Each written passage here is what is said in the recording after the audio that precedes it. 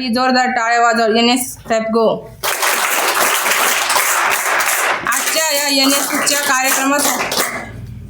आजच्या या NSSच्या कार्यक्रमासाठी उपस्थित असलेल्या मान्यवरांचे आदरणीय प्राध्यापकाचे आणि सर्व राष्ट्रीय सेवा योजनेच्या स्वयंसेवक आणि स्वयंसेविकांचे मी मनपूर्वक स्वागत करते. पुन्हा एकदा सर्वांनी टाळ्याच्या गजरात पाहुण्याचे स्वागत करावया.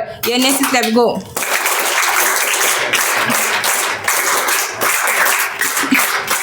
महात्मा गांधी विद्या मंदिर संचलित कला व वाणिज्य महाविद्यालय येवला आयोजित राष्ट्रीय सेवा योजना शिबिरांचा आजचा हा 4था दिवस आणि 4थ्या दिवसाचं पुष्प गुंफण्यासाठी आलेल्या सोनाली कदम मॅडम यांचे मी पुन्हा एकदा शब्दसमानेने स्वागत करते. कोणत्याही कार्यक्रमाला यशस्वी करण्यासाठी आणि कार्यक्रमाची धुरा सांभाळण्यासाठी अध्यक्षांची गरज असते. त्यामुळे मी आदरणीय चौधरी सर यांना विनंती करते की त्यांनी अध्यक्षस्थान स्वीकारावे. तसेच कोणत्याही कार्यक्रमासाठी आलेल्या पाहुण्याचा आयोजित सन्मान करणे हे आपले आदरणीय कर्तव्य असल्यामुळे मी आदरणीय चौधरी सरांना विनंती करते की त्यांनी सोनाली कदम मॅडम यांचा सन्मान करावा. चौधरी सर नाही इथे, वाघमाळ मॅडम सत्कार करते.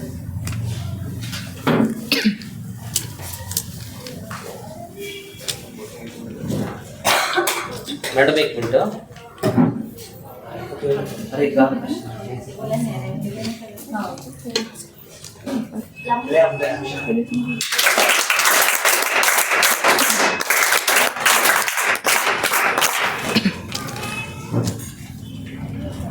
आजच्या या व्याख्यानात सोनाली कदम मॅडम यांच्या व्याख्यानातून तर आपल्याला त्यांचा परिचय होईल, पण तरीही त्यांचा परिचय आपल्याला करून देण्यासाठी मी आसमा सय्यद हिला मंचावर आमंत्रित करते.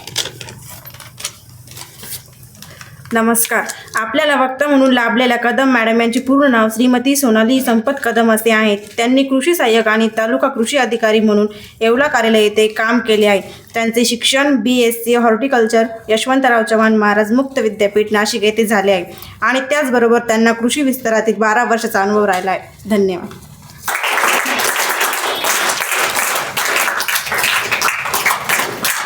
आता मी आपल्यात आणि आपल्या आजच्या कवित्यात जास्त वेळ न घेता कदम मॅडम यांना स्टेजवर आमंत्रित करते. आदरणीय कदम मॅडम.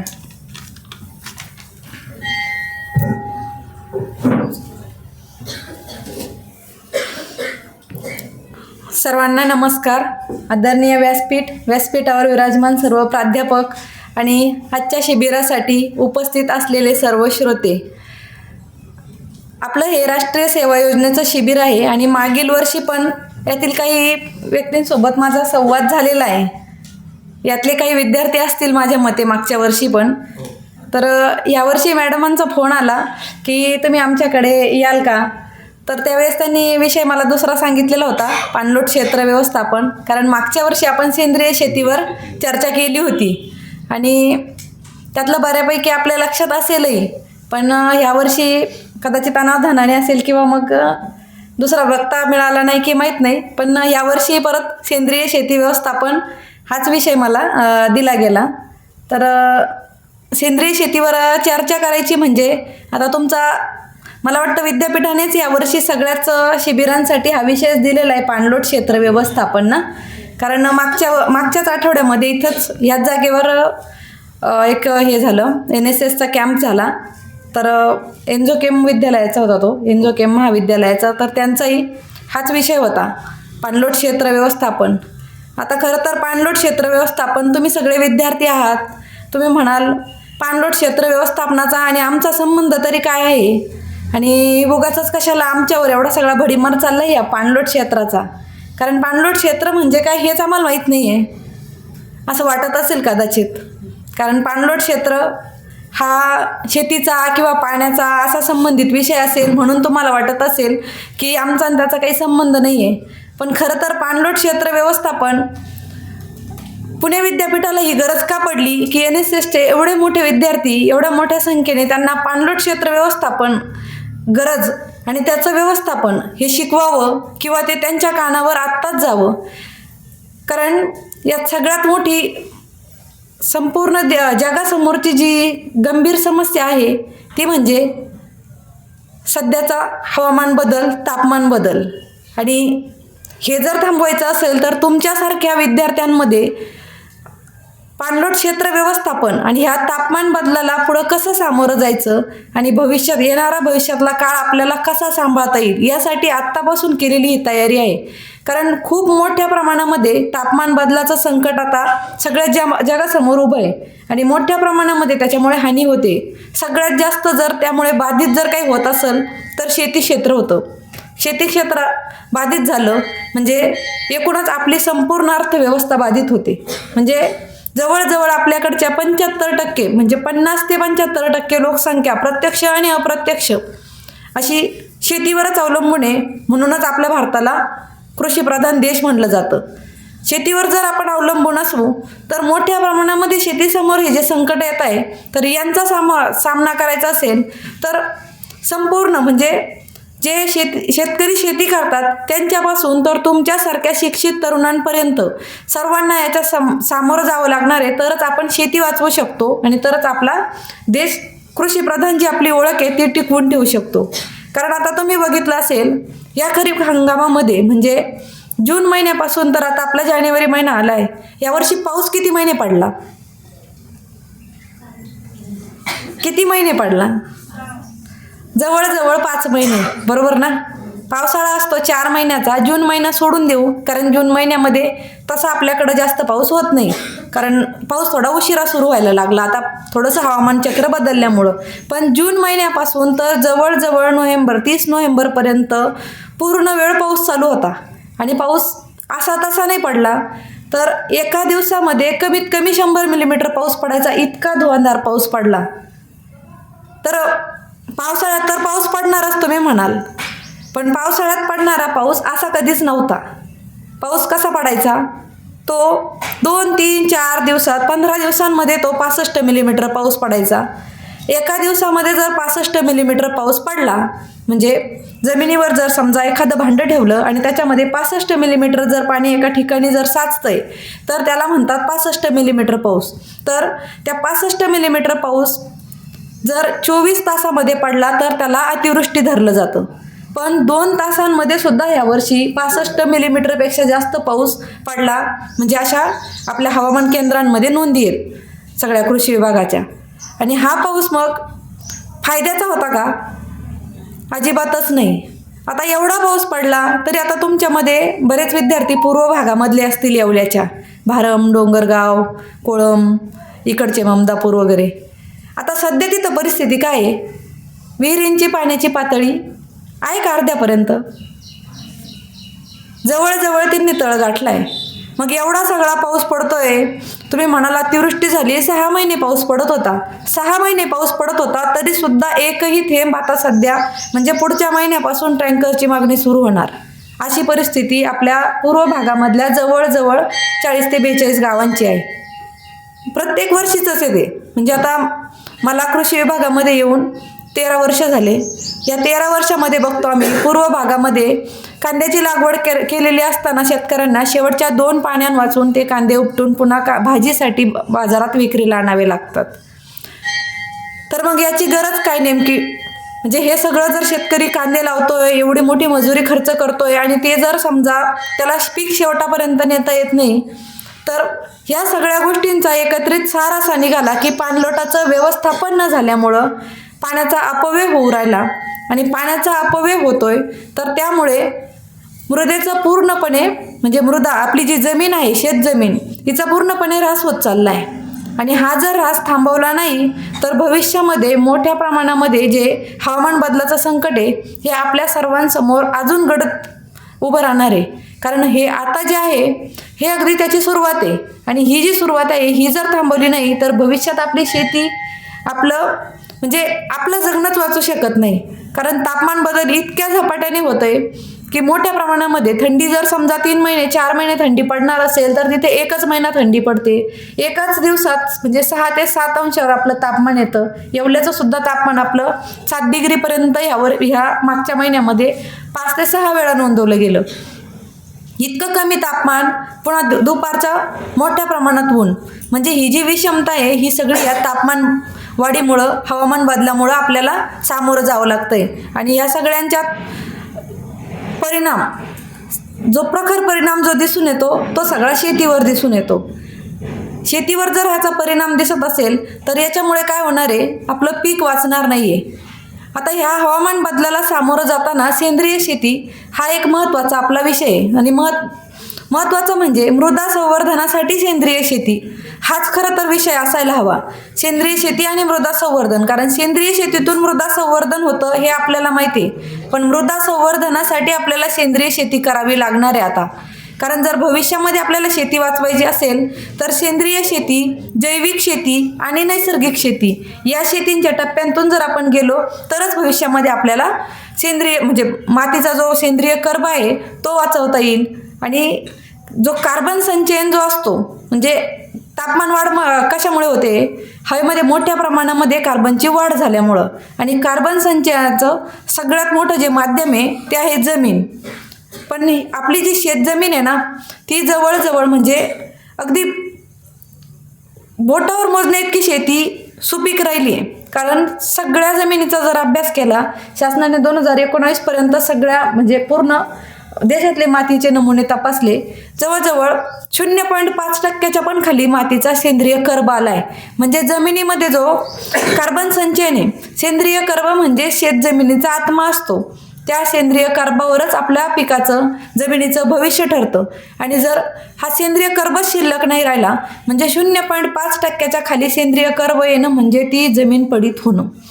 आणि आपण तिला सध्या शेतजमीन म्हणतोय, कारण नाविलाज आहे. आपल्याकडं जर सगळीच जमीन तशी आहे तर तिला आपल्याला शेतजमीन म्हणणं आवश्यकच आहे.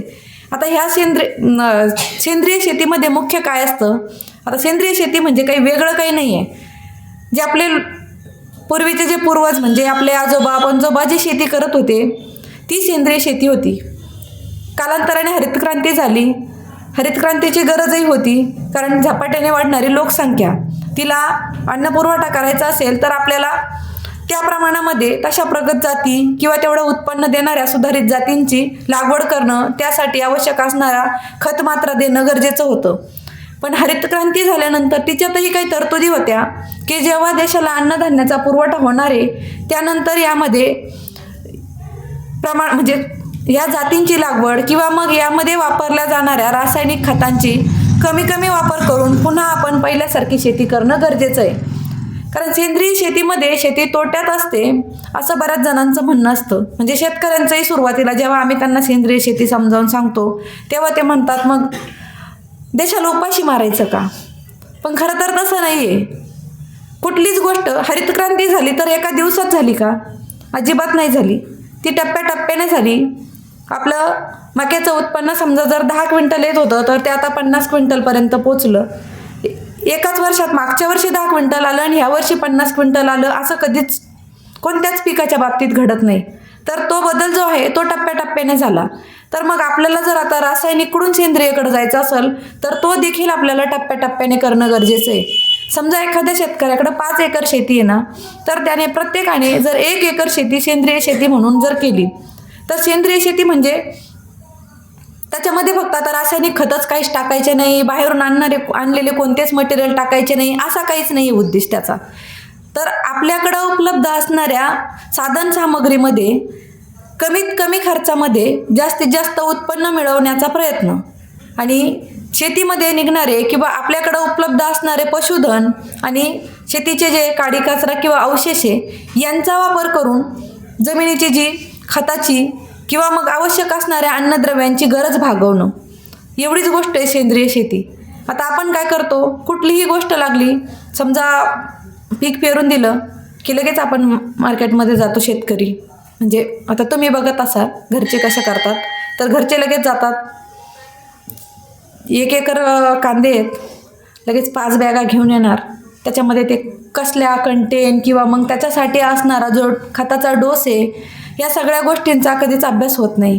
समजा एखाद्या पिकाला किती खत मात्रा लागते, त्याच्यासाठी जर नत्र समजा 50 किलो, 100 किलो पाला, 100 किलो स्फुरद, तर ह्या गोष्टींचा विचार करताना आपण फक्त काय करतो, मार्केटमध्ये जातो, 4 बॅगा किंवा 5 बॅगा, लगेच 10-26-26 2 बॅगा युरिया हे घेऊन येणार आणि लगेच टाकून देणार. त्याचे डोसचे प्रमाण म्हणजे प्रत्येक पिकाचे डोसचे प्रमाण ठरलेले असतात. ते जर तसे जर टाकले नाही, आता समजा खूप जास्त टाकलं म्हणून पीक खूप चांगलं येतं असा जो समज आहे तर अजिबात नाही. कारण पावसाळ्याच्या दिवसामध्ये लोक पिकामध्ये युरिया फेकून देतात. खूप पिकतं, जेलदार दिसतं. आधीच वातावरण असं याचं असतं, पावसाळी म्हणजे पाऊस पडणारं वातावरण असतं, एकदम लुसलुशीत पीक दिसतं. पण त्यामधला सगळाच नत्र त्या पिकाला भेटतो का? तर नाही. बराच नत्र त्या वातावरणामध्ये विरघळून जातो. म्हणजे सगळं, म्हणजे जवळजवळ 70% नत्र कधी कधी हवेमध्ये निघून जातो. आणि त्यामुळे काय होतं, पिकाची गरज तर भागत नाहीच, पण हवेमधला नायट्रेट मोठ्या प्रमाणात वाढतो. मग अशा वेळेस आपण काय करू शकतो, जर त्या शेतीमध्ये जर युरियाची गरज नाही आहे आणि आपलं शेत आता पुढे कांदे लागवड करायची आहे, 2 महिने खाली आहे, तर मग आपण तिथं तागासारखं पीक पेरू शकतो. ताग, धैंचा असे जे हिरवळीचे पिकं आहेत हे जर पेरले तर आपल्याला त्याच्यामध्ये आवश्यक असणारी जी नायट्रेटची मात्रा आहे ती पुढच्या पिकाची भरून काढता येते. जमिनीचा सेंद्रिय कर्ब वाढतो आणि जमिनीचा पोत पण सुधारतो. आता मातीची जी कडकपणा आहे, मोठ्या प्रमाणात जमीन आपली कडक झालेली आहे. तर ती जमीन कडक का बरं झाली? जास्त पाऊस पडला म्हणून झाली का? जमीन म्हणजे आपण बिगर चप्पलचं आता सध्या चालणं सुद्धा अवघड झालंय. पायाचे साल निघतात मातीमध्ये. याच्या आधीची जमीन अशी नव्हती. आता आपले वडील आजोबा ते सांगतात, आम्ही पहिले चप्पलच घालायचो नाही. म्हणजे पहिले मातीला पवित्र मानायचे म्हणून नाही, तर माती इतकीच भुसभुशीत होती की शेताच्या कडेला चप्पल काढल्यानंतर पाय त्याच्यामध्ये रुतले जायचे. इतका मातीचा भुसभुशीतपणा होता. म्हणजे त्याच्यामधला जो ऑर्गॅनिक मॅटर होता जमिनीमधला, तो इतका जास्त होता की पूर्ण जमीन भुसभुशीत राहायची. पहिला जो एक विथभर थर जो आहे तो खाली दाबला जायचा. इतकी ती जमीन भुसभुशीत असायची. पण आता तशी राहिली का? तर अजिबात तशी राहिलेली नाही आहे. आणि आपल्याला हे जर सगळं बदलायचं असेल तर आपल्याला या जैविक शेती किंवा सेंद्रिय शेतीकडे वळणं गरजेचं आहे. त्याच्यामध्ये खर्चिक आहे का ह्या गोष्टी? तर नाही. कारण सेंद्रिय शेती करताना आता समजा आपण ताग पेरला, ताग पेरल्यानंतर आपल्याला ते साधारणतः 35 ते 45 दिवसानंतर ते फुलोऱ्यावर आल्यानंतर ते दाबून द्यायचं आहे पीक. तो सगळ्याचा सगळा गाडलेला ताग आहे. त्याच्यामुळे जमिनीमधलं जे आवश्यक गुणधर्म आहे जमिनीमधले सेंद्रिय, ते सगळे वाढणार आहे. शिवाय जमिनीमध्ये आपल्याला पुढं जे पिकाला खतं टाकायचे ते पण कमी लागणार आहे. म्हणजे दोघंही गोष्टी साध्य होतात. पिकाचा पोत सुधारतो आणि पुढचा रासायनिक खतांवरचा खर्च वाचतो. म्हणजे तागाच्या बियाण्यामध्ये आपल्याला पुढच्या 2 पिकांचे रासायनिक खतांचे डोस साध्य होणार आहे. त्याच्यानंतर आपल्याकडं जनावरं असतात. आपण त्यांचं खत किंवा मग हे जे आहे शेणखत, गोमूत्र यांचा वापर शेतीमध्ये करतो का? शेणखत कडेला पडलेलं असतं कुठंतरी, शेण जमा करतात घरातला एक कोणतरी व्यक्ती असते किंवा मग तो गडी असतो, तो शेणखत जमा करतो. तो सगळं जनावरांखालचं खत आणि तो एका कडेला कुठंतरी ढीग घालून देतो. तो ढीग तसाच राहतो. त्याच्यावर पाऊस पडतो, मग ते कुजतं, पावसाने कुजतं. बऱ्याचदा शेतकरी काय करतात, मोठा खड्डा करतात, त्याच्यामध्ये म्हणजे उकिरडा म्हणतात त्याला, त्याच्यामध्येच तो उकिरडा टाकतात आणि पावसाचं पाणी आलं की ते सगळं पर्क्युलेट होत राहतं. त्याच्यामधला जे सेंद्रिय घटक आहे ते सगळे बाहेर चालले जातात. 1-2 वर्ष राहिलो की मग खत एकदम काळं झालंय म्हणतात आणि मग आता ते चांगलं रापलंय शेतकऱ्यांच्या भाषेमध्ये. तर त्याला शेतकरी म्हणतात आता एकदम काळं खत झालेलं आहे, रापलेलं आहे, आता आपल्याला ते पिकाला टाकायला चालणार आहे. पण खरं तर शेणखत जेव्हा तयार होतं ना, तर ते एकदम भुसभुशीत आणि मऊ लागलं पाहिजे. त्याचा कुठलाही घाण वास आला नाही पाहिजे. बऱ्याचदा म्हणजे शेतकरी जेव्हा असे खड्ड्यांमधले उकिरडे, आता मोठे मोठे उकिरडे असतात, तर JCBने काढतात आणि एकदम घाण सडलेला वास येतो. तर त्यावेळेस ते खत पूर्णपणे निकामी झालेलं असतं. तर असे जे शेणखत तयार करणं किंवा मग बीडी कंपोस्ट असतं, वेस्ट कंपोजर जर आपण त्याच्यासाठी जर वापरले तर साधारणतः आपल्याला 45 दिवसांमध्येच खत तयार होतं. आणि हे तयार झालेलं खत आपण मग 3ही हंगामामध्ये वापरू शकतो. कारण 45 दिवसांमध्ये पहिल्या पिकाच्या वेळेस जर आपल्याला तयार झालेलं खत आहे, त्यानंतर पुढचं पीक आपल्याला 3 महिन्यानंतर उभं राहणार आहे, तर पुन्हा तेच आपल्याकडे साठणारं जे खत आहे त्याच्यासाठी जर आपण चांगले डिकंपोजर जर वापरले, बाजारामध्ये जीवाणू उपलब्ध असतात तर ते जर त्याच्यामध्ये सोडले तर चांगल्या प्रकारचं खत आपल्याला पुन्हा रब्बीसाठी सुद्धा तयार करता येतं. आणि तेच म्हणजे प्रत्येक बॅचमध्ये ते तयार होतं. मोठ्या प्रमाणात जो आपला बाहेरचा जो खतांवरचा खर्च आहे तो कमी करता येतो आणि आपलं घरच्या घरी शेतीची खताची गरज भागवली जाते. शिवाय त्याच्यामध्ये उपलब्ध असणारे ऑर्गॅनिक मॅटर पिकाला मोठ्या प्रमाणामध्ये चांगल्या प्रकारचं संतुलन देतात. आता हे झालं समजा वापराचं. तर तुम्ही म्हणाल आता सेंद्रिय शेती केली त्याचा फायदा तरी काय राहणार आहे? रासायनिक खतांवरचा खर्च वाचला, वापरामधली बचत समजा त्याच्यासाठी वापरल्या गेलेल्या गोष्टींमध्ये जर बचत झाली तर निश्चितच शेतकऱ्याचा उत्पादन खर्च वाचला. उत्पादन खर्च तर वाचलाय, त्यामधून उत्पादित होणारं जे शेतमाल आहे किंवा मग जो भाजीपाला आहे, कुठलाही शेतमाल असू द्या, तर त्याला 2 पैसे शेतकऱ्याला बाजारभाव जास्त मिळणार आहे. त्याचं जर आपण प्रमाणीकरण करून घेतलं, जर समजा आपण एखाद्या संस्थेकडून त्याच्या 2 पद्धती असतात, PGS एक पद्धत असते आणि NPOP, तर त्यांचे जर आपण सर्टिफिकेशन घेतलं तर तो शेतमाल आपल्याला विक्रीसाठी चांगल्या म्हणजे बाजारामध्ये चांगला 2 रुपये दर त्याला जास्त मिळतो. शिवाय मोठ्या प्रमाणामध्ये जेव्हा शेतकरी गटाने शेती करतात, ही सेंद्रिय शेती, तर तुम्हाला बाहेरच्या देशांमध्ये किंवा मग बाहेरच्या राज्यांमध्ये जिथं जास्त मागणी आहे अशा ठिकाणी आपल्याला तो शेतमाल पाठवता येतो. आता सह्याद्री, तुम्ही बऱ्याच जणांनी नाव ऐकलं असेल. सह्याद्री काय आहे?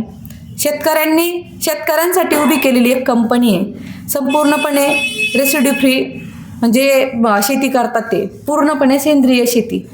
त्यामध्ये लागणाऱ्या निविष्ठा स्वतः तयार करतात. ते सगळे शेतकरीच आहेत. फक्त त्यांनी प्रत्येक वर्षी स्वतःला अपडेट करत गेले. कोणकोणत्या पद्धतीने आपल्याला ते जे जैविक घटक आहेत, ह्या वर्षी आपल्याला काय त्रुटी आढळल्या त्याच्यामध्ये, त्यानुसार ते पुढं अपडेट करत गेले. कारण आपल्याकडं उपलब्ध असणाऱ्या बऱ्याचशा गोष्टी अशा आहेत की त्या आपल्याला शेतामध्ये पुन्हा वापरता येतात. आता कडुनिंबासारखं, जर समजा कडुनिंबाचं झाड आहे, त्या झाडाच्या पानांपासून तर त्याच्या बियांपर्यंत प्रत्येक गोष्ट आपल्याला उपयोगाची आहे. बाजारामध्ये निंबोळी पेंड मिळते, अत्यंत महाग मिळते. ह्याच निंबोळ्या जर जमा केल्या आणि त्यांच्या बियांचा जो चोथा असतो त्यालाच निंबोळी पेंड म्हणतात. त्या निंबोळ्या पेंड आणि निंबोळीचा अर्क असतो एक, साधारणपणे 500, 1000, 1200 वेगवेगळ्या PPM मध्ये असतो तो. 1500 PPM पासून तर अगदी निमतेल जर म्हटलं तर 50,000 PPM पर्यंत अशा त्याच्यावर लेबल असतात. खरंच तो तितक्या क्वालिटीचा असतो की नाही हे वापरतानाच लक्षात येतं, कारण 2 दिवसानंतर लगेच लक्षात येतं आपल्या रिझल्टवर.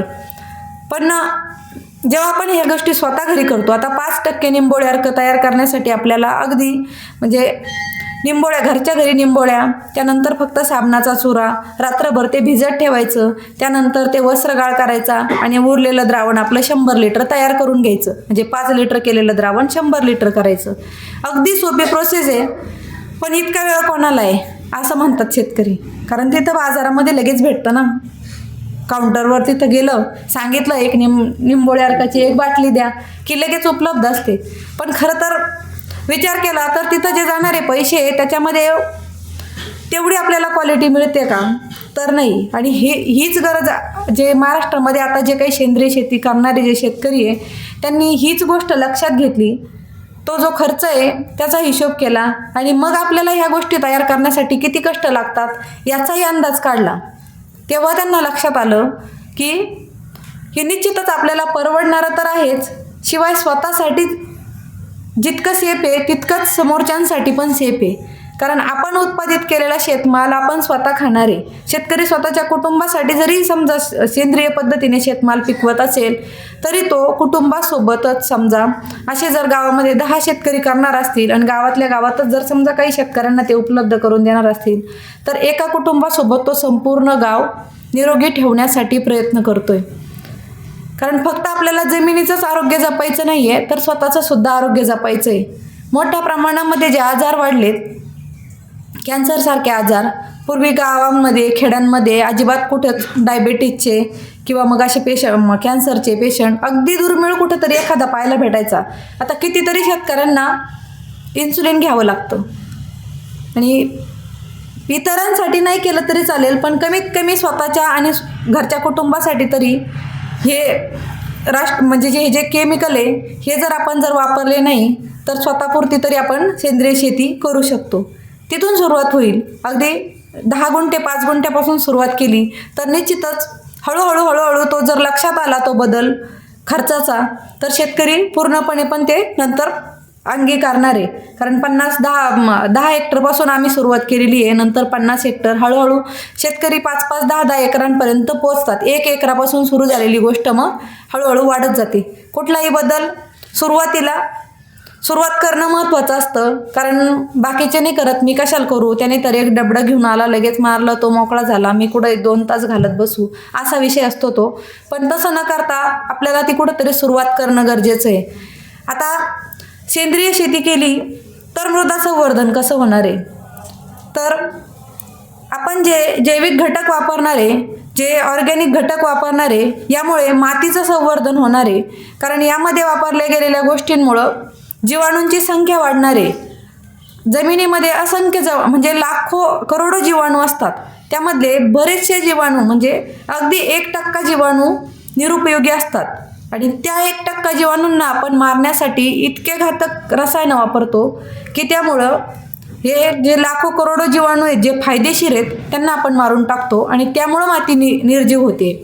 त्यामुळं तिचं जर आपल्याला आरोग्य जपायचं असेल तर ह्या जीवाणूंची काळजी घेणं गरजेचं आहे. आणि त्यासाठी मग आपल्याला शेणखत आपलं घरच्या घरी उपलब्ध आहे ते वापरू शकतो. त्यानंतर आपण गांडूळ खत, आपल्या जमिनीमध्ये गांडूळ पूर्वी पण होते, पण जमिनीमध्ये इतका रासायनिक घटकांचा वापर केला की गांडूळच मरून गेले. जर आपण बाहेरून तयार करून जरी गांडूळ खत टाकलं तर हळूहळू जमिनीमधला सेंद्रिय कर्ब जेव्हा वाढतो त्यावेळी जमिनीमध्ये मोठ्या प्रमाणात गांडुळांची संख्या वाढते आणि मग जमीन भुसभुशीत होते. कारण ते आपले शेतकऱ्याचा मित्रच म्हटलंय त्याला. जर आपण गांडूळ खत बाहेर बेडमध्ये तयार केलं तरी काही हरकत नाही, आणि बेडमध्ये तयार केल्यानंतर जेव्हा आपण ते जमिनीमध्ये वापरतो त्यावेळीच परत त्याच्यामध्ये असणारे जे ऑर्गॅनिक मॅटर आहेत ते हळूहळू, त्याच्यामध्ये काही गांडुळांचे बीज पण असतात, तर गांडुळांची संख्या जमिनीमध्ये वाढायला मदत होते. तसंच परत फवारणीसाठी जे आपण पोषक जे वापरतो बाहेरून बाजारातून आणून, शेतकरी म्हणतात की आता आपल्याला टॉनिक द्यायची गरज आहे पिकाला, तर त्यावेळी पोषक म्हणून आपण जीवामृत वापरू शकतो. आता हे जे जीवामृत आहे हे काय आहे? शेण, गोमूत्र, गूळ आणि बेसन पीठ यांची एक स्लरी आहे. म्हणजे साधारणतः आपण 200 लिटर पाण्यामध्ये म्हणजे 200 लिटर जीवामृतमध्ये 1 एकराची फवारणी किंवा मग ड्रेंचिंग करू शकतो अगदी कमी खर्चामध्ये. याच्यासाठी खर्च किती येतो? साधारणतः एक 50-60 रुपये. समजा बेसन पीठ असेल 1 किलो बेसन पीठ आणि गूळ 50 ते 55 रुपयापर्यंत गुळाचा बाजारामध्ये भाव आहे. तर 1 किलो गूळ, 1 किलो बेसन पीठ, साधारणतः 5-1 किलो देशी गाईचं शेण. शक्यतो देशी गाईचं वापरायचं. बऱ्याच जणांकडं जर्सी गाईचे असतात, पण देशी गाईच्या आणि जर्सी गाईच्या शेणांमधील जे उपयुक्त जीवाणू आहे त्याच्यामध्ये बराच फरक आहे. त्यामुळे शेतकऱ्यांकडं एक तरी देशी गाय असतेच. 2 दिवसाचं जरी साचवलं तरी 5 किलो शेण होतं. तर 5 किलो शेण आणि एखाद्या झाडाखालची माती, म्हणजे वडाच्या झाडाखालची, पिंपळाच्या झाडं, असे जे जिथं झाडाखालची का म्हणतात तर तिथं आपला रासायनिक गोष्टींचा हस्तक्षेप नसतो. त्याच्या बुंद्याच्या आसपास जवळपास आपण तिथं रासायनिक घटक टाकलेले नसतात. त्या झाडांखालची किंवा मग बांधावरची माती, 1 मुठभर माती आणि 200 लिटर पाणी, हे सगळं एकत्र करायचं आणि ते घड्याळाच्या दिशेने म्हणजे गोलाकार फिरवायचं. ते अँटी क्लॉक म्हणजे उलटं दिशेने फिरवायचं नाही, एकाच दिशेने फिरवायचं आणि ते 48 तास आपण झाकून ठेवायचं. झाकताना काय करायचं? त्याला ड्रमला झाकण नाही लावून ठेवायचं, तर एखादं बारदान किंवा मग पोतं त्याच्याने थोडीशी हवा खेळती राहील अशा ठिकाणी, आणि झाडाखाली ते 48 तास झाकून ठेवायचं. त्यामध्ये इतक्या चांगल्या प्रकारचे जीवाणू तयार होतात की ते पूर्णपणे म्हणजे झाडाची जी पोषणाची जी गरज आहे ती मोठ्या प्रमाणामध्ये ते आपली पूर्ण करतात. त्यामुळं हे जीवामृत जर आपण वापरलं तर निश्चितच आपला पुढचा जो पोषक औषधांवरचा, ज्या टॉनिकवरचा जो खर्च आहे तो मोठ्या प्रमाणात कमी होतो. झाडांचे जे डंपिंग होतं भाजीपाला पिकांमध्ये, असं मुळांजवळ बुरशी वाढते आणि झाडं कोलमडतात. टमाट्याच्या पिकामध्ये, मिरचीच्या पिकामध्ये मोठ्या प्रमाणात होतं ते. तर ते टाळण्यासाठी जीवामृतची ड्रेंचिंग म्हणजे खूप जास्त फायदेशीर आहे. आता मागच्याच आठवड्यामध्ये आम्ही सह्याद्री फार्मला आपले महाराष्ट्राचे महामहिम आचार्य देवव्रत जे राज्यपाल महोदय, त्यांचं चर्चासत्र ऐकण्यासाठी गेलो होतो. म्हणजे त्यांनी मार्गदर्शन केलं. 200 एकर पूर्णपणे नैसर्गिक शेती सांभाळणारे म्हणजे ते खरं तर प्राध्यापकच आहे. म्हणजे ते राजस्थानमध्ये एक फार्म आहे आणि तिथं त्यांनी प्राचार्य म्हणून काम केलेलं आहे बरेच वर्ष. आणि त्यानंतर ते गुजरातचे राज्यपाल झाले. आणि गुजरातमध्ये मोठ्या प्रमाणामध्ये आता सध्या नैसर्गिक शेती सुरू आहे. आणि आता त्याच धर्तीवर महाराष्ट्रामध्ये पण आपल्याला राबवता येईल का म्हणून त्यांनी काही नैसर्गिक शेती करणारे शेतकरी आणि कृषी विभागाचे अधिकारी आणि कर्मचारी यांच्याशी संवाद साधला. तर म्हणजे आता ते महाराष्ट्राचे राज्यपाल आहे म्हणून ते आदर्श आहेच, पण त्यांचं जे नैसर्गिक शेतीबद्दलचं सर जे ज्ञान होतं त्यांनी सांगितलं. म्हणजे अगदी गांडुळांपासून तर जीवामृतपर्यंत फक्त एका जीवामृत ह्या एका घटकावर त्यांनी पूर्ण आमच्याशी जो साध्या 1 तासाचा संवाद होता त्या 1 तासामध्ये फक्त जीवामृत ह्या एकाच घटकावर बोलले ते. आणि 200 एकर शेतीमध्ये जवळजवळ मागच्या 25 वर्षांमध्ये एकदाही कुठलाही रासायनिक घटक न टाकतात त्यांनी असं सांगितलं की जे म्हणजे काही जाती मक्याच्या आता 60 क्विंटलपर्यंत त्यांच्या पोचलेल्या आहेत फक्त आणि फक्त पूर्णपणे नैसर्गिक वापरून. म्हणजे सुरुवात करताना ते म्हटले बराच विरोध झाला मला पण की देशाला उपाशी माराल असं कसं काय होईल, कारण ते पॉलिसी मेकर आहेत. आम्ही फक्त राबवणारे आहेत, तुम्ही करणारे आहेत, पण ते स्वतः पॉलिसी मेकर आहेत. आणि ह्या गोष्टी करताना आधी स्वतः करून बघणारे म्हणजे त्यांनी जर 200 एकर शेती एकटे जर समजा यशस्वी करू शकता तर निश्चितच महाराष्ट्रातले समजा कृषी विभागाचे कर्मचारी आणि जे असे नैसर्गिक शेतीसाठी इच्छुक शेतकरी आहे हे तुमच्यासारखे जे विद्यार्थी आहेत हे निश्चितच काही प्रमाणात तर आपण सुरुवात करूच शकतो. एक माणूस जर एवढं करू शकतो तर आपण काही प्रमाणामध्ये करूच शकतो. आणि प्रत्येकाने जर थोड्या प्रमाणात केलं तर निश्चितच खूप मोठ्या प्रमाणात आपल्याला उंची गाठता येईल. आणि त्याच्यामुळं जे मृदा संवर्धन होणार आहे ते पुढच्या पिढीसाठी आपल्याला एक प्रेरणादायी राहणार आहे. कारण ह्या जमिनीचे आपण मालक नाही आहे, ही जमीन आपली नाही आहे, ही जमीन फक्त आपण सांभाळतोय. आपल्या पुढच्या पिढीला आपल्याला ती जर हस्तांतरित करायची असेल तर ती आपण निर्जीव किंवा मेलेली जमीन हस्तांतरित करू शकत नाही. पिकांची म्हणजे समजा उत्पादनाची स्पर्धा आहे, मोठ्या प्रमाणात प्रत्येकाला वाटतंय जास्तीत जास्त उत्पादन घ्यावं, पण शेतजमीन जी आहे ती फक्त 7/12 फक्त आता आपल्या नावावर आहे. पुढच्या पिढीला जर आपल्याला तो सांभाळून जिवंत द्यायचा असेल, पुढच्या पिढीला जर शेती करायची असेल तर आत्ताच आपल्याला म्हणजे तुम्हाला आम्हाला या गोष्टी आत्ताच जाणून मोठ्या प्रमाणामध्ये शेतीचे ज्या रासायनिक गोष्टी आहे याच्यामध्ये बदल करणं गरजेचं आहे, तरच आपलं मृदा संवर्धन होऊ शकतं. आता मृदा संवर्धनामध्ये सेंद्रिय पद्धतीने तर समजा मृदेचं संवर्धन होतंय, पण पाणलोटामधून जे येणारं पाणी आहे त्यामुळं पण मोठ्या प्रमाणात मृदेचा ऱ्हास होतोय. म्हणजे जमिनीचा मोठ्या प्रमाणामध्ये ऱ्हास होतो. कारण ह्या वर्षी खूप जास्त प्रमाणात जमिनीवर पाणी म्हणजे वरचा जो पाणलोटाचा जो वरचा भाग असतो त्यामधून वाहून येणारं जे पाणी असतं ते सपाट जमिनीवर येतं आणि ते लगेच दुसऱ्या दिवशी मोठ्या प्रमाणामध्ये म्हणजे जसं जसं पाण्याचा फ्लो वाढतो तसं तसं ते वाहून जातं. पण वाहून जाताना पाणी एकटं जात नाही, जमिनीवरचा सगळा सुपीक थर ते घेऊन जातं. आता ही जी सुपीक माती आहे आपली, जी शेतीची जी माती आहे ती जर समजा वाहून जाणार असेल तर मग खूप जास्त आपलं शेतीचं नुकसान होतं. आणि हे थांबवायचं असेल तर आपल्याला पाणलोटाचं व्यवस्थापन करणं गरजेचं आहे. आता डोंगरापासून पाणलोटाचं व्यवस्थापन होतं, तर वरच्या भागामध्ये पाणलोटाचं व्यवस्थापन करताना काय करतात, वरती समजा एखादा डोंगर आहे, डोंगरावरून अनेक अशी छोट्या छोट्या ओघळ्या असतात आणि त्या ओघळ्या एकत्र मिळून नदीला आणि मग पुढे म्हणजे आपल्या समुद्राला अशा एकत्र मिळत असतात. असा असतो पाणलोट. आता समजा एखादा डोंगर आहे, आता भारम डोंगरगाव इथला एखादा डोंगर असा डोळ्यासमोर आणा तुम्ही आणि त्याला खूप त्याच्यापासून वाहते, नंतर खाली एखादी नदी आहे, बऱ्याच वेगवेगळ्या ओघळ्या असतात, नाले असतात आणि ते त्याला मिळत मिळत चालतात आणि मग पुढं मोठा फ्लो तयार होतो पाण्याचा. तर डोंगरापासून जेव्हा पाणलोटाचं व्यवस्थापन करायचं असतं तेव्हा काय होतं, वरती डोंगरांवर बऱ्याच ठिकाणी आता तुम्ही जर कुठे गेलेले असाल असे डोंगर भागांमध्ये तर असे चर खोदलेले दिसतात, असे समांतर चर असतात बघा, वरती 2 असतात त्याच्यानंतर खाली 1 असतो, म्हणजे क्रिस क्रॉस असतात ते थोडेसे, याच्यातून त्याच्यात त्याच्यातून त्याच्यात एकमेकाला न फोडता त्याच्यातलं पाणी बाहेर गेलं पाहिजे. म्हणजे ते असतात डीप सिसिटी, खोल सलग समतल चर. म्हणजे ते खोल असतात, 3-3 मीटरपर्यंत खोल असतात. त्याच्यानंतर थोडं खाली आलं की मग CCT म्हणजे सलग समतलचर, ते कमी खोलीचे असतात.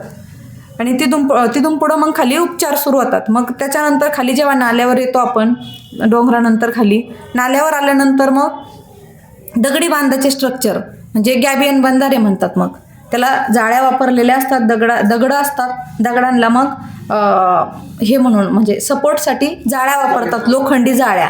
आणि म्हणजे जुन्या काळात व्हायचे ते. आता पाणलोटाचे कामं पण म्हणजे बऱ्यापैकी कामं झालेले असल्यामुळं आता सध्या तरी आम्ही पण साईडवरच बघितलेले आहेत, आम्ही काही केलेले नाही आहेत. कारण मी जेव्हापासून नोकरीला लागले तेव्हापासून मी सपाट भागामध्ये किंवा कमांड एरिया जिथं पाटपाणी आहे अशाच भागामध्ये काम केले. त्याच्यामुळं जो अभ्यासला आहे आम्ही अभ्यासामध्ये, तर त्याच्यामध्ये मग ते गॅबियन बंधारे केले जातात. मग त्यानंतर पुढं माती नाला बांध केले जातात. आता हे दगडाचे बांध केल्यानंतर ते पुन्हा वाहून नाही जाऊ म्हणून मग काय करायचं, तर त्याला आता हे झालं स्ट्रक्चर, आणि त्या स्ट्रक्चरला परत आधार म्हणून मग केलं जातं, गवत लावलं जातं. त्याच्यामध्ये गवत कोणतं, ज्यांच्या मुळ्या खोलवर रुजणारे आणि ते दगडांना आधार होणारे असं गवत. त्याच्यामुळं माती वाहून जात नाही आणि दगडं पण वाहून जात नाही, माती अडली जाते त्याच्याने.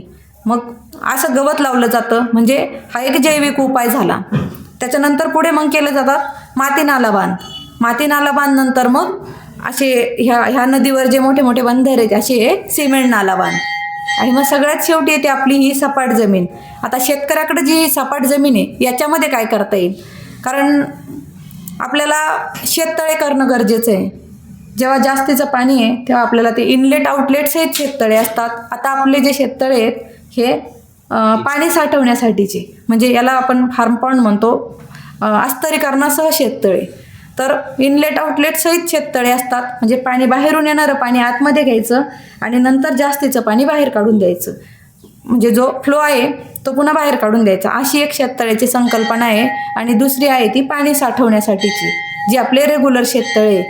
परत शेताची बांधबंदिस्ती करणं गरजेचं आहे, कारण जर आपल्याला मातीचं म्हणजे मृदा व्यवस्थापन करायचं असेल तर शेताला बांधबंदिस्ती असणं गरजेचं आहे.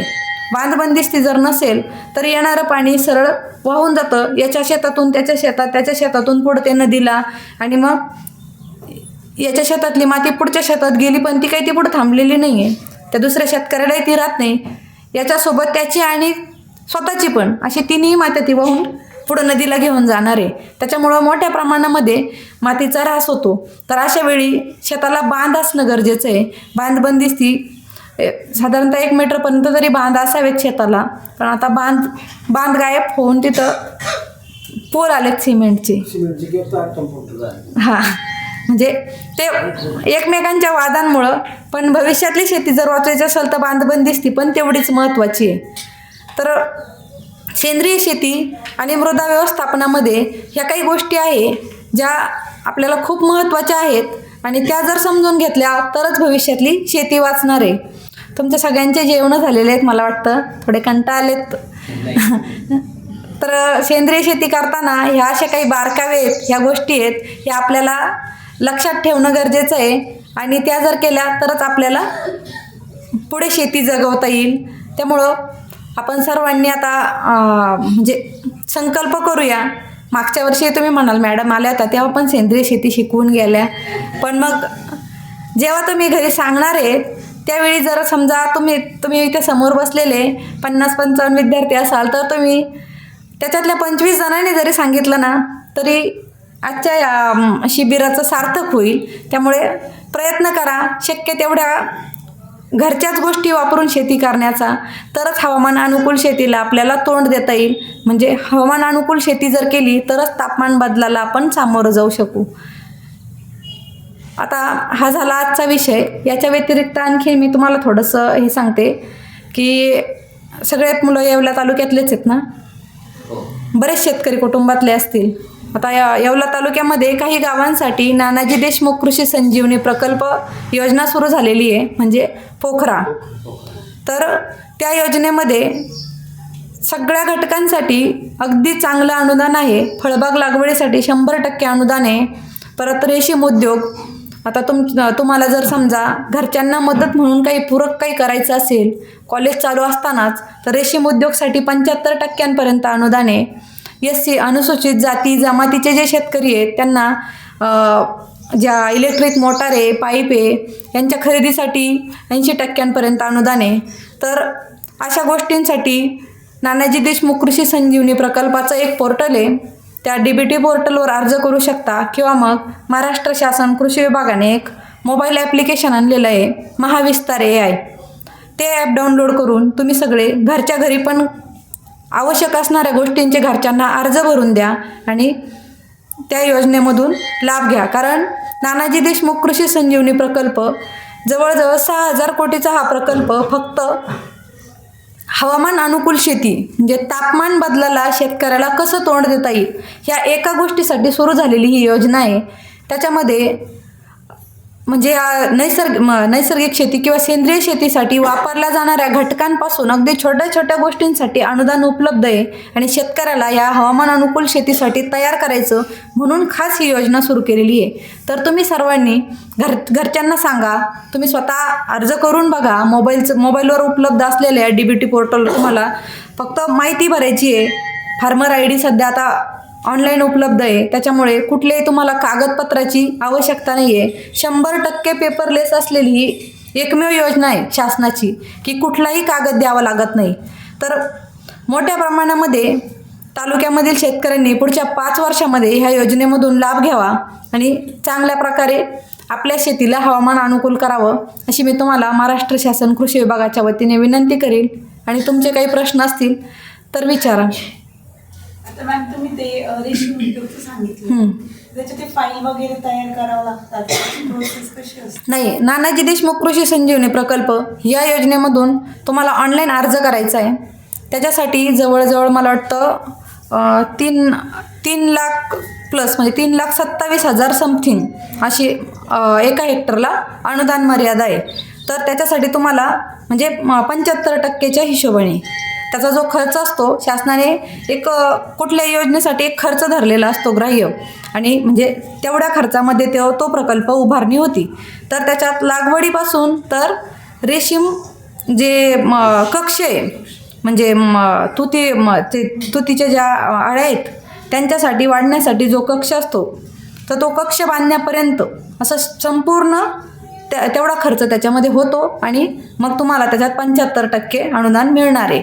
तर याच्यासाठी कुठलीही फाईल करायची गरज नसते. आता तुम्ही अर्ज केला नानाजी देशमुख कृषी संजीवनी प्रकल्पावर, त्यानंतर त्याच्या मंजुऱ्या होतात ऑनलाईनच आणि आवश्यक कागदपत्र असतील आणि जे त्याचं अंदाजपत्रक असतं ते आमचे कर्मचारी ऑनलाईनच तयार करतात आणि तिथं ते ऑनलाईन अपलोड झालं की त्यानंतर शेतकऱ्याला पूर्वसंमती मिळते. आणि पूर्वसंमती ही ऑनलाईनच असते. त्यानंतर त्या शेतकऱ्याने ती ऑनलाईन एकदा त्याच्या डेस्कला ती आली की तिथून पुढं दिलेल्या मुदतीमध्ये म्हणजे साधारणतः प्रत्येक गोष्टीसाठी आता रेशीम असो किंवा कुठलंही असो प्रत्येक गोष्टीसाठी प्रकल्प म्हणजे कुठलीही गोष्ट सुरू करण्यासाठी 1 महिन्याची मुदत असते. 30 दिवसामध्ये तुम्ही मग ते पुढची प्रक्रिया पूर्ण करायची असते. आता रेशीमचं कसं आहे, मग लागवड राहील, लागवडीनंतर मग पुढचं, तर असं टप्प्याटप्प्याने अनुदान मिळतं. फळबाग लागवड जर असेल तर तुतीप्रमाणेच फळबाग लागवड आहे, त्याला 100% अनुदान असतं. तर त्याच्यासाठी काय करायचं असतं, तुम्हाला पहिला, दुसरा आणि तिसरा असं 3 वर्षामध्ये अनुदान मिळतं 100%. पण कसं मग लागवड झाली की लागवडीचं काही लागवडीनंतर परत पुढचं जे आहे पाणी देणे, खतं देणे म्हणजे पहिल्या वर्षी 2 टप्प्यामध्ये, तिसरं वर्ष आणि शेवट म्हणजे दुसरं वर्ष आणि तिसरं वर्ष असं 3 टप्प्यांमध्ये अनुदान मिळतं. अनुदान टप्प्यांमध्ये देण्याचा शासनाचा उद्देश हाच की एकाच टप्प्यामध्ये अनुदान घेऊन फक्त अनुदान घेणं एवढाच उद्देश न ठेवता शेतकऱ्याला त्याच्यामध्ये यशस्वी करणं. 3 वर्षामध्ये कुठलीही फळबाग उत्पादक होते म्हणजे तिची देखभालीसाठी तुम्हाला हे पैसे दिले जातात आणि पुढं मग शेतकरी स्वतः त्याचं उत्पन्न घेऊ शकतो. हा मेन उद्देश असतो. रेशीमचंही अगदी तसंच आहे, लागवड करायची, त्यानंतर तो कक्ष उभारायचा, अशा 2-3 टप्प्यांमध्ये मग ते अनुदान तुम्हाला मिळेल. आता हे रेशीम जे आहे रेशीम उद्योग ही योजना आमची नव्हती म्हणजे आमच्याकडे यापूर्वी नव्हती, पण नानाजी देशमुख कृषी संजीवनी प्रकल्पामध्ये ही कृषी विभागाकडं आलेली आहे. पहिले त्याला ते अर्ज वगैरे होते ते म्हणजे तुम्ही म्हणताय तशी ती फाईल वगैरे होती. आता डायरेक्ट ऑनलाईन तुम्ही DBT पोर्टलवर अर्ज करू शकता आणि अगदी तुमच्यासारखे तरुण मुलं घरच्यांना कॉलेज सांभाळून त्याच्यामध्ये हातभार लावू शकता. खूप चांगल्या पद्धतीने व्यवसाय पण आणि तुमचं शिक्षण पण दोन्ही गोष्टी होणार आहे. सोबतच शेती तर घरचे करणारच आहेत, कारण शेतामध्ये बाकीच्या कामांसाठी मदत करायला मला नाही वाटत तुम्हाला खूप जास्त आवडत असेल. पण अशा पूरक गोष्टींसाठी तरी तुम्ही मदत करूच शकतात. आणि आज जर तुम्ही त्याच्यात शिकले नाही तर मग पुढं नक्कीच भविष्यामध्ये पण आपल्याला प्रत्येक गोष्टीमध्ये, नोकरी असू द्या, शेती असू द्या किंवा कुठलाही व्यवसाय असू द्या, त्याच्यामध्ये सातत्य आवश्यक असतं. आणि आता जर शेतीमध्ये खरं तर खूप सातत्य, त्यांच्याकडून शिकण्यासारख्या खूप गोष्टी असतात शेतकऱ्यांकडून, कारण इतकं टाईम मॅनेजमेंट लागतं तिथं. प्रत्येक गोष्ट आजचं उद्यावर जरी गेलं ना तरी खूप जास्त तोटे सहन करावे लागतात. म्हणून शेतकरी आजचं काम आजच करतो. मग अभ्यासाचं पण तसंच असतं ना, आजचा जर उद्यावर गेला तर उद्याचा परवा परत येतो, सर आणखीन नवीन काहीतरी असाइनमेंट देतात आणि मग खूप जास्त वाढत चालतो. मग शेवटी असं येतं, जाऊ द्या मी जातच नाही आता, असं होतं ना. मग तसं नको व्हायला, तर मग टाईम मॅनेजमेंट गरजेचं असतं. आणि ते टाईम मॅनेजमेंट जर करायचं असेल ना तर खरंच शेतकऱ्यांकडून ते शिकलं पाहिजे. तुम्ही पण शेतकरी कुटुंबातले आहेत, मी शेतकरी कुटुंबातली आहे, लहानपणापासून शेती केलेली आहे, शेतीमध्ये काम केलेलं आहे आणि आता पण शेतकऱ्यांसोबत रोज तेच बघतो करतो. त्याच्यामुळे खूप गोष्टी शिकायला मिळतात. तुम्ही शेतीच करावी भविष्यात असं मी कधीच म्हणणार नाही. तुम्हाला काय प्रत्येकाचे वेगवेगळे स्वप्न असतात, पण त्यासोबत काहीतरी आत्ता सध्या पण तुम्ही घरच्यांना मदत करू शकता, एवढंच मी सांगेल. बाकी अजून काही तालुक्यामधले सगळे गाव का? नाही, तालुक्यामध्ये 33 गावं आहेत. पोखरामध्ये. हो आणि हे पोखरासाठी सांगितलं. हो पोखरासाठी ते हो, पूर्व भागातलेच बरेच गावं आहेत. त्याच्यात आपलं गाव नाही. कोटमगाव आहे ना? दोन्ही कुटुंब नाही, कोटमगाव खुर्द आहे, आडगाव चोथवा आहे, नांदेसर आहे, विठ्ठलाचे कोटमगाव नाही. जमीन चांगली आहे, त्याच्यामध्ये ताळ आहे. नाही तसं नाही खरं तर, कारण संपूर्ण राज्यात त्याचे जवळजवळ 40 ते 42 निकष होते. आणि आपण पाठवताना पूर्ण तालुक्याचाच प्रस्ताव पाठवलेला होता, प्रत्येक गावाचा प्रस्ताव पाठवलेला होता आपण. जवळजवळ 2-3 वर्षापासून प्रस्ताव होता तो. आणि त्याच्यामध्ये नगरसूल आहे, नगरसुले पुढे तुझं म्हणजे आपलं नाही. त्यांचा फायदा होईल. आणखी आहे कोणाचा प्रश्न? विचारून घ्या काही मनात असेल तर. सर्वांनी डाउनलोड करून घ्या, प्ले स्टोअरवर उपलब्ध आहे महाविस्तार AI म्हणून. हो. त्याच्यावर फक्त नाव आणि गाव टाकायचं, रजिस्ट्रेशन करून घ्या. आणि पुढे त्याच्या एका कोपऱ्यामध्ये DBT म्हणून ऑप्शन आहे, त्याच्यावर आपल्या मग ज्यांचे गावं नाही आहेत ते म्हणतील मग आम्हाला काय करायचं आहे, आमचे गावं नाही आहेत, तर त्याच्यात दुसरा ऑप्शन आहे MahaDBT. आणि मग MahaDBTमध्ये त्यांच्यासाठी रेग्युलर योजना आहेत. ज्यांचे गावं पोखरामध्ये आहे त्यांच्यासाठी नानाजी देशमुख कृषी संजीवनी प्रकल्प, आणि ज्यांचे गावं त्याच्यात नाही आहे त्यांच्यासाठी मग MahaDBT, असे दोन्ही ऑप्शन आहे. शिवाय सगळ्यात महत्त्वाचं म्हणजे ते AI आधारित ॲप आहे. तुम्हाला पडलेला प्रत्येक प्रश्न, आता जसं ताईने विचारलं की त्याच्यासाठी फाईल करायची आहे का, तर हा प्रश्न तुम्ही जर तिथं विचारला, नानाजी देशमुख कृषी संजीवनी प्रकल्पाच्या रेशीम उद्योग याच्यासाठी मला अनुदानाचा लाभ घ्यायचा आहे, तर मला पुढची प्रक्रिया काय असेल, तर अगदी फॉर्म भरण्यापासून तर शेवटच्या टप्प्यापर्यंत एका सेकंदामध्ये तिथं तुम्हाला सगळी माहिती उपलब्ध होते. म्हणजे ते चॅटबॉट आहे त्याच्यामध्ये एक, त्याला तुम्ही विचारलं, बोलून विचारा किंवा लिहून विचारा, ते लगेच तुम्हाला एका क्लिकवर उत्तर देणार आहे. AI आधारित, म्हणजे देशातलं हे महाराष्ट्र पहिलंच राज्य आहे की असं शेतकऱ्यांसाठी त्यांनी AI आधारित एक नवीनच हे आणलं आहे, ॲप आणलं आहे. शेतकऱ्यांचा डिजिटल मित्रच म्हणतात त्याला. मोठ्या प्रमाणात आता जवळजवळ 20 लाख शेतकरी त्याचा मागच्या आठवड्यापर्यंतचा जर डाटा पाहिला तर 20 लाख शेतकरी वापरत आहे. आता आमच्या गावांमध्ये 50% जास्त, म्हणजे जवळजवळ आता कोटमगावचा जर विचार केला तर 70% शेतकऱ्यांनी ते ॲप घेतलं आहे, डाउनलोड केलं, वापरत आहे स्वतः. आणि खूप चांगलं ॲप आहे, तुम्ही सगळ्यांनी घ्या. फक्त घेऊ नका, प्रत्येकाने एक योजनेचा त्याच्यामधून लाभ घ्या.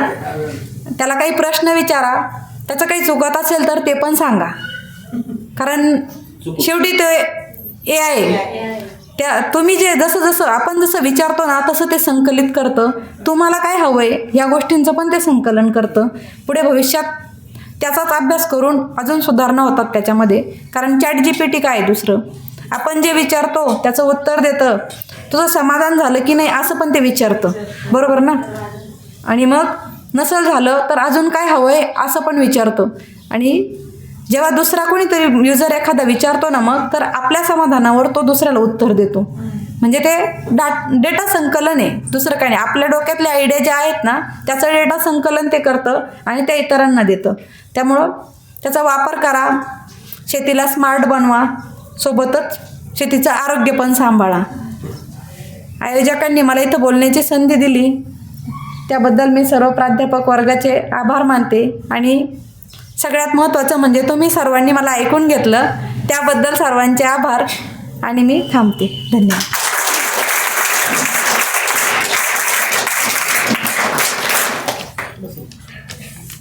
धन्यवाद मॅडम.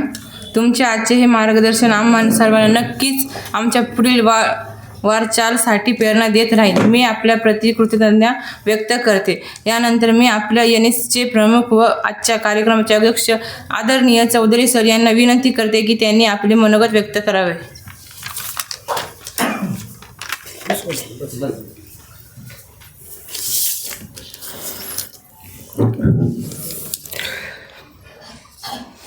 आपल्या या बौद्धिक व्याख्यानासाठी चौथा दिवसाच्या व्याख्यानासाठी कदमताई ज्या आपल्याला सर्वांना गेल्या वर्षी परिचित आहेत, परंतु आम्ही ताई का म्हणतो तर त्यांचे बंधू समाधान कदम आपल्याबरोबर काम करत होते, प्राध्यापक होते आणि आता आदर्श शेतकरी म्हणून स्वतःच्या आईवडिलांसाठी एक वेगळा व्यवसाय करतायत. त्या ताई या ठिकाणी आहेत. त्यांचं मी मनापासून त्यांना धन्यवाद देतो की तुम्ही आमच्या विद्यार्थ्यांना एका अतिशय महत्त्वपूर्ण अशा विषयावर मार्गदर्शन केलं. या कार्यक्रमासाठी उपस्थित असणाऱ्या आमच्या वाघ मॅडम, राज्यशास्त्र विभागाचे ढमाले सर, जावळे सर आणि ज्याने चांगलं सूत्रसंचलन केलं असं पूजा आणि इतर जे काही विद्यार्थिनी असतील ते, आणि आपण सर्व विद्यार्थी मित्रांनो, ताईचा विषय जो आहे तो थोडासा, सोनाली मॅडमचा जो विषय आहे तो खऱ्या अर्थाने आपल्याला चिंता किंवा आपल्याला स्वतःला आहे ना त्या विषयावर गंभीर विचार करणं गरजेचं आहे. भविष्यामध्ये विद्यार्थी मित्रांनो, जी माती, जी काळी आई आपल्याला अन्न देते, तिने जर अन्न देणं थांबवलं तर आपण किती ते AI पुढे गेलो, मोबाईल, इंटरनेट काय असेल ते काहीच करू शकत नाही. त्या काळ्या आईची जी खऱ्या अर्थाने अनेक जीवांनी तयार झालेलं एक जीव, मॅडमने सांगितलं की मातीमध्ये वेगवेगळ्या प्रकारचे जीवाणू असतात. त्या जीवाणू जिवंत असणारे जे काही वेगवेगळ्या प्रकारची खनिजं असतात, आपले FYBAचे विद्यार्थ्यांना आपण शिकवत असतो खडकांचे प्रकार. आणि खडकांचे प्रकार किंवा शिलावरणाचा जो भाग आहे तिथे शिलावरण, सिलिका, ॲल्युमिनियम, मॅग्नेशियम हे जे आहेत, हीच माती आहे, हेच घटक असतात. त्याचं टेस्ट होत असतं. हजारो वर्षापूर्वी ह्याच सूर्याने ते खडक तापले, त्यांना भेगा पडल्या, ते तयार केलं निसर्गाने माती तयार केली आहे, आपण नाही. आपल्याला तर तो अधिकार पण नाही आहे. मॅडमने सांगितलं की ते शेत आपलं आहे असं तसं. शेताचा फक्त 2 फूटचं जो वरचा क्षेत्राचं हे असतं ना, आपण भाडेकरू आहोत. आपण फक्त भाडेकरू आहोत. आपण देतो की नाही त्याचं रेव्हेन्यू. म्हणजे शेती आपली पण नाही आहे, ती गव्हर्नमेंटची आहे. आपण भाडेकरू आहोत. त्या मातीला जर समजा आपण वाचवलं नाही तर भविष्यामध्ये आपल्याला अन्न मिळणार नाही. मग त्यासाठी काय करू शकतो आपण, त्याच्यावरही खूप चांगलं असं जीवामृत, तुम्ही कधीही गुगलला बघा. ते काय नाव ते पालेकर सर ना, त्यांनी सुरू केलं ना ते जीवामृत. म्हणजे नैसर्गिक शेती आपल्याला आवडत नाही. आता नैसर्गिक शेती का आवडत नाही, त्याच्यात खूप घाण असते, हे असते. फक्त आपल्याला जीवन जगण्याचं अन्न आहे. फक्त त्या मातीने फक्त आपल्यालाच अन्न द्यायचं ना, दुसऱ्या प्राण्यांना, सजीवांना द्यायचं नाही ना. मग ती माती कशी जिवंत राहील. आपण जे गवत असतं ना, ते आता कांदे वगैरे वेगवेगळ्या पिकांमध्ये मॅडम एक औषध निघालं आहे, निंदणी करण्याची कामच नाही. ते गवत थोडंसं वर येण्याच्या अगोदर एक वेगळ्या प्रकारचं कोणतं औषध असतं काय माहिती, ते मारून घेतो आम्ही. हां मारून येतो आम्ही. का फक्त आमचं कांद्याचं उत्पादन वाढलं पाहिजे. कांद्यातनं आम्हाला कसं म्हणजे मग कधी 2,000 कधी 3,000 रुपये भाव असतो कांद्याला. त्या जमिनीचं काय ते देतच राहील. जुन्या काळामध्ये तागाचं पीक असायचं. आम्ही बी लहान होतो, आमच्या गावातही आम्ही बघायचो की तागाचं पीक आजही घेतात. जिथे जे हुशार शेतकरी आहेत ज्यांना जमिनीचं मातीचं कळतं ना. आणि म्हणून विद्यार्थी मित्रांनो, तुम्हाला मी अगोदर सांगितलं की हा जो विषय ना ताईचा, याचा आहे ना गंभीर विचार करा. तुम्ही तरुण आहात, आम्ही जगलो, तुम्हाला जगायचं आहे. आणि त्या जगण्यासाठी आपल्याला मातीला वाचवावं लागेल. आणि मातीला वाचवण्यासाठी ताईने परत एक सांगितलं की पाणलोट क्षेत्र वगैरे जे असतात ना, तुम्हाला माहीत नाही आपल्या शेजारी एक तालुका आहे, खूप प्रगत तालुका आहे. एकाच तालुक्यामध्ये 3 साखर कारखाने आहेत. कोपरगाव तालुका, बरोबर आहे ना. कोपरगाव तालुक्यामध्ये असणारी जी मृदा आहेत आपल्या येवल्या तालुक्यापेक्षा खूप सुंदर मृदा होते. खूप अतिउच्च, ज्याच्यामध्ये मॅग्नेशियमचं प्रमाण खूप होतं असं समजा. ऊसाचं उत्पादन होतं चांगलं. परंतु वारंवार पाणी देऊन तिला आम्ही क्षारकण करून टाकलं, क्षारयुक्त करून टाकलं. आपल्या येवल्या तालुक्याची मी जेव्हा या येवला शहरात आलो मॅडम 97-98, त्यावेळेस काय व्हायचं, हे जे काही पिण्याचं पाणी येतं ना पाटाचं पाणी येवल्याला, हे शेतकऱ्यांसाठी होतं. येवल्या शहरासाठी पिण्याचं पाणी नव्हतं. ह्या भागातील सर्व शेतकऱ्यांना शेतीसाठी ते पाणी दिलं जात होतं. त्यावेळेस आमचे विद्यार्थी ना सांगायचे, सर आम्ही ना आज पाटाचं पाणी आलं होतं आणि पीक असायचं एवढं आणि पाणी किती असायचं, एवढं भरलेलं, एवढं पाणी. आता तुम्ही विचार करा, ते लहान पीक आहे, त्यांना काय वाटत होतं पाणी येणारच नाही. पाटाचं पाणी कसं एक वेळेस आलं की मग परत काय 1 महिना येतं का, नाही येत. त्याच्यावर खूप पाणी, खूप मोठ्या प्रमाणात आपलं हे पाटोदा, धुळगाव वगैरे हा जो भाग आहे, इथली जमीन पण खूप चांगली आहे फक्त पाटाच्या पाण्यामुळे. म्हणून मॅडमने ते पण सांगितलं, गरजे इतकंच कुठेही द्या. आपल्याला जर समजा मी 2 पोळ्या खात असेल तर 2च पोळ्या खाल्ल्या पाहिजे. जर समजा फुकटचं भेटतंय मग मी 4 पोळ्या खाल्ल्या पाहिजे का, मग मला पोटाचा त्रास होईल. मग तसं ते आहे ना, पाण्याचं आहे, मातीचं आहे. खूप जीवापाड. म्हणजे तुम्हाला सांगतो, भविष्यामध्ये जर समजा आपण सेंद्रिय, मी तुम्हाला मागच्या महिन्याचंच उदाहरण देतो. आमच्या दादाने गुगलला सांगितलं, ते मुंबईत राहतो, बघितलं त्याने, सेंद्रिय वांगे जे होते ते 120 रुपये पावशर आणि आपले वांगे 100 रुपयाला 1 किलो. मॅडमने सांगितलं ना तो फरक सेंद्रियचा आणि याचा भावामध्ये खूप फरक आहे. आपल्याला तर आपल्या ज्या प्रजाती आहेत, म्हणजे गहू असेल हे असेल, ते ज्ञात नाही राहिलं आपल्याला. आपण खूप संकरित करून टाकलं. आणि म्हणून मॅडमने हे पण सांगितलं की आपल्याला वेगवेगळ्या प्रकारचे आजार जडायला लागले. आता तुम्ही तरुण आहात, तुम्हाला 40 वर्ष झाल्यानंतर तुमचं रक्ताचं जे प्रेशर आहे ते कमी जास्त झालं पाहिजे, ज्याला आपण ब्लड प्रेशर म्हणतो. शुगरचा तर विषय सोडून द्या मॅडम. पण आता तरुणांना मॅडम 20 वर्ष वय असणाऱ्या, परवाच्या दिवशी नाशिकला एका 8 वर्षाच्या मुलाला ब्लड प्रेशरने त्याला जीव गमावा लागला आहे. हे कधी व्हायचं माहिती का, 40, सगळे म्हणायचे 40 वर्षानंतर शरीराला व्याधी लागायची. आणि ते लागणं बी योग्य होतं, कारण हे शरीर आहे ना, जसं हे होतं ना तसं काही गोष्टी त्याला देवाने बरोबर हे केलं होतं. कान गेले पाहिजे, डोळे थोडेसे कमी झाले पाहिजे, थोडं कमी ऐकू आलं, म्हणजे त्या सुनेचं बी थोडं हे झालं पाहिजे. ते परमेश्वराने ती योजना केली होती. पण आता तसं नाही राहिलं. आता आम्ही इतकं पुढे गेलो की ह्या गोष्टी विसरल्या. तर आपण सगळे चांगले आहोत. येवल्या तालुक्यामध्ये तसं जर बघितलं तर आपला तालुका दुष्काळग्रस्त आहे.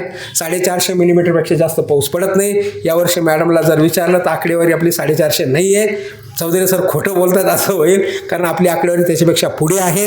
मी वारंवार सांगत असतो, आम्ही इथून हिवरे बाजारला जातो, पोपटराव पवारांच्या गावाला. ज्यावेळेस येवल्यातून आम्ही तिथे सहल घेऊन गेलो, येवल्यात 350 मिलीमीटर पाऊस होता. त्यावर्षी दुष्काळ होता. आणि पोपटराव पवारांच्या हिवरे बाजारच्या परिसरामध्ये तिथे नोंद होती 198 मिलीमीटर. आणि आम्ही तिथे फेब्रुवारी महिन्यात गेलो, तिथे विहिरींना पाणी होतं. आमच्याकडे सप्टेंबर ऑक्टोबरमध्येच विहिरींना पाणी नव्हतं. मग पोपटराव पवार का देव आहे का?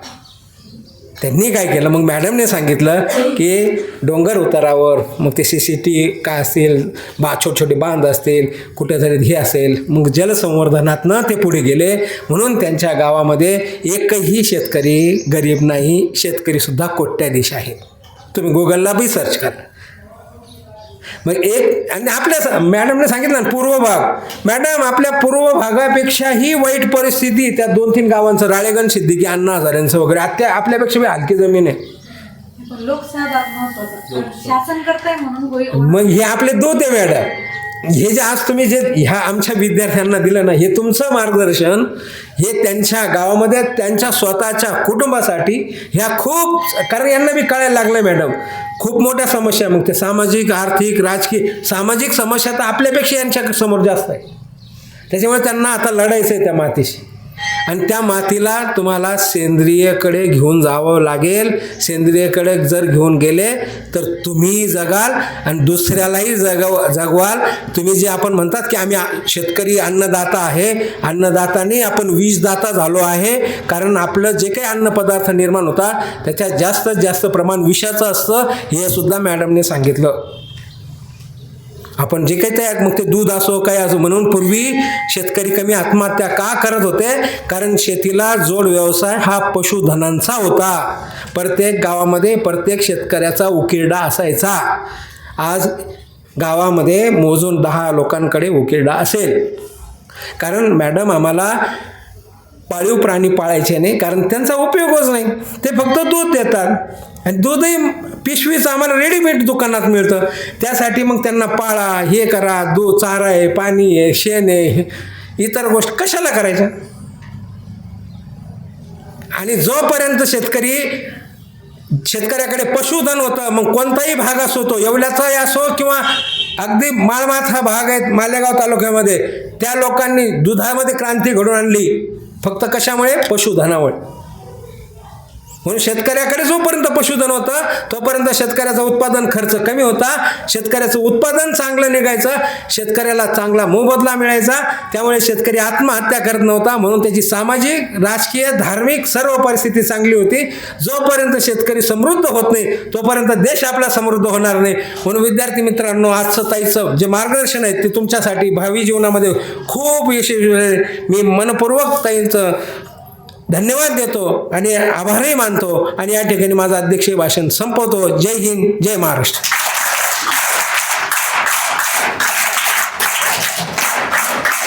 धन्यवाद सर. यानंतर कार्यक्रमाचा गोड भाग म्हणजे आभार, तर मी साईमा शहा हिला मंचावर आमंत्रित करते.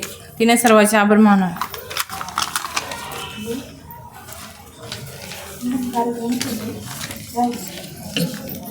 मेरा नाम शाह साइमा है और मैं आज के आभार को अपने अल्फाजों में बोलना चाहूँगी. मेरे को मराठी नहीं आती है. आज के इस खूबसूरत और मालूमाती प्रोग्राम के इख्तिताम पर मुझे ये मौका दिया गया कि मैं आप सबके सामने शुक्रिया के चंद अल्फाज पेश करूं. सबसे पहले मैं इस प्रोग्राम को तरतीब देने वाले तमाम शिक्षक और जिम्मेदार अफराद का दिल से शुक्रिया अदा करना चाहूँगी, जिनकी मेहनत वक्त और ताउन से आज का ये प्रोग्राम कामयाबी के साथ मुकम्मल हुआ. मैं खास तौर पर आज के प्रोग्राम के सदर मोहतरम चौधरी सर को दिल की गहराइयों से शुक्रिया अदा करना चाहती हूँ और उनके लिए एक अशआर बोलना चाहती हूँ. शिक्षक बादशाह नहीं होता मगर बादशाह जरूर बना देता है. चौधरी सर निहायत समझदार, जिम्मेदार और हम सब का ख्याल रखने वाले हैं. वो हमेशा स्टूडेंट का हौसला बढ़ाते हैं और हमारी हर काम में रहनुमाई करते हैं. इनकी मुस्बित सोच और ताउन से हम सब में एतमाद पैदा होता है. हम सब इनकी मुसलसल रहनुमाई के लिए दिल से शुक्रिया गुजार हैं. आज के प्रोग्राम की सबसे खास बात हमारी मुअज़्ज़िज़ मेहमान सोनाली मैडम की मौजूदगी रही. उन्होंने अपने कीमती वक्त निकाल कर हमें अपनी मालूमात और तजुर्बात से आगाह किया. उन्होंने जिस टॉपिक पर गुफ्तगू की वो निहायत अहम और हमारे लिए लिए फायदेमंद साबित हुआ। इनकी बातों ने हमें नई सोच, नया हौसला और आगे बढ़ने की तरगीब दी। हम सोनाली मैडम का दिल से शुक्रिया अदा करते हैं। हर गली अच्छी लगी, हर एक घर अच्छा लगा। हर गली अच्छी लगी, हर एक घर अच्छा लगा। आप आए इस एनएसएस कैंप में तो ये कैंप भी अच्छा लगा। इस प्रोग्राम को कामयाब बनाने में कॉलेज के टीचर्स और मदद करने वाले तमाम फ्रेंड्स का अहम किरदार रहा। हम इन सब की मेहनत, सब्र और ताउन के लिए दिल से शुक्रिया अदा करते हैं। किसी भी प्रोग्राम की कामयाबी प्रोग्राम में मौजूद तमाम लोगों की मौजूदगी से होती है। आप सबने वक्त निकालकर इस प्रोग्राम को अहमियत दी और इसे कामयाब बनाया। इसके लिए हम सब इससे तहे दिल से शुक्रिया अदा करते हैं। आखिर में मैं एक बार फिर तमाम टीचर्स, मौजूद मेहमान और प्रोग्राम में मौजूद तमाम अफराद का शुक्रिया अदा करती हूँ। अल्फाज कम है जज्बात बताने के लिए, अल्फाज कम है जज्बात बताने के लिए। दिल से शुक्रिया है आप सबका इस प्रोग्राम में साथ निभाने के लिए। इसके साथ एनएसएस का चौथा दिन ही इख्तिताम पहुंचता है। आप सबका बहुत बहुत शुक्रिया, शुक्रिया, शुक्रिया, शुक्रिया।